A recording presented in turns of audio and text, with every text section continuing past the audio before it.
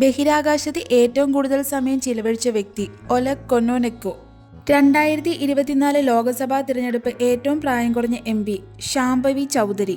Elon മസ്കിന്റെ ഉടമസ്ഥതയിലുള്ള space എക്സിന്റെ 4ാം പരീക്ഷണത്തിൽ വിജയിച്ച പേടകം സ്റ്റാർഷിപ്പ്. ലോക ഭക്ഷ്യ സുരക്ഷാ ദിനം ജൂൺ 7.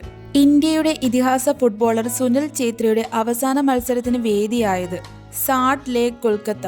3ാം മോദി സർക്കാരിന്റെ സത്യപ്രതിജ്ഞ നടന്നത് 2024 ജൂൺ 9. പക്ഷിപ്പനിയുടെ H5N2 വൈറസ് വകഭേദം ബാധിച്ചുള്ള ലോകത്തെ ആദ്യ മരണം സ്ഥിരീകരിച്ച രാജ്യം മെക്സിക്കോ.